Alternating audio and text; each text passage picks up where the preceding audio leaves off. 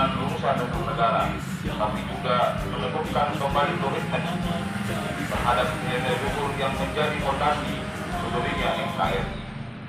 Pancasila bukan sekedar dokumen historis atau teks normatif yang tertulis dalam pembukaan undang-undang.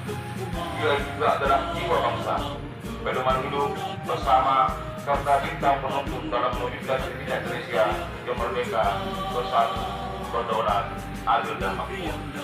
Dalam semangat memperkokoh ideologi Pancasila, sehingga kami mengajak kita semua merenungkan kembali bahwa Pancasila adalah rumus besar bagi keberagaman Indonesia. Dia mempersatukan dari 270 juta jiwa dengan latar belakang suku, agama, ras, budaya, dan bahasa yang berbeda. Dalam Pancasila kita belajar bahwa kebinekaan bukanlah alasan yang alasan untuk terpecah, melainkan kekuatan untuk bersatu. Dari sila pertama hingga sila kelima terkandung prinsip-prinsip yang menuntut kita membangun bangsa dalam semangat keadilan sosial dan penghormatan terhadap martabat manusia.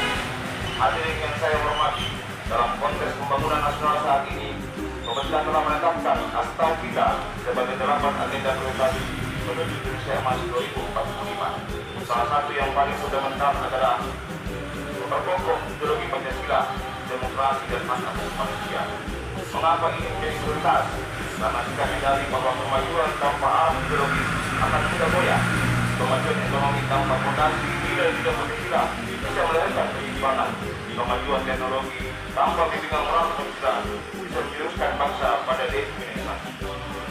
Memperkokoh ideologi Pancasila berarti menegaskan kembali bahwa pembangunan bangsa harus selalu berakar pada nilai-nilai ketuhanan, kemanusiaan, persatuan, kerakyatan, dan keadilan sosial. Dalam era globalisasi dan digitalisasi yang semakin kompleks, tantangan terhadap Pancasila pun semakin nyata. Kita menyaksikan penyebaran paham-paham ekstremisme, radikalisme, intoleransi, hingga disinformasi yang mengancam kohesi sosial kita. Oleh karena itu, tugas kita dipanggil untuk melakukan revitalisasi nilai-nilai Pancasila dalam segala dimensi kehidupan, dari pendidikan, birokrasi, ekonomi, hingga ruang-ruang digital.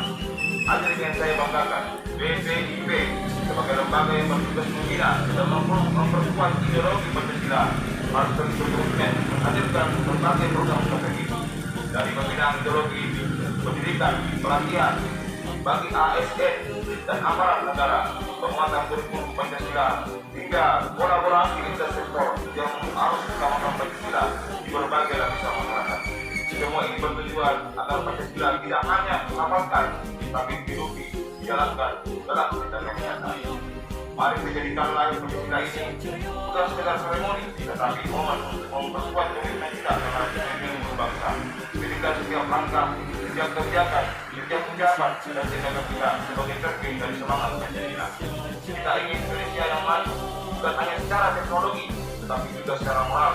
Kita ingin yang sejahtera, bukan hanya dalam angka, statistik, tapi juga dalam rasa keadilan dan persaudaraan.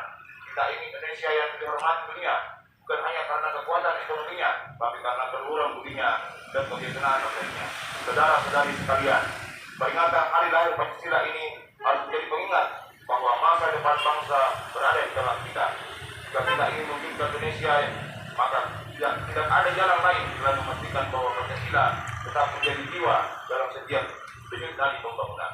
Akhirnya, marilah kita terus bergotong royong, menjaga persatuan, menghargai perbedaan, dan menanamkan nilai-nilai Pancasila dalam setiap aspek kehidupan. Jadikan Pancasila sebagai sumber inspirasi dalam berkarya, berbangsa, dan bernegara. Dirgahayu Pancasila, jayalah Indonesiaku. Wassalamualaikum warahmatullahi wabarakatuh.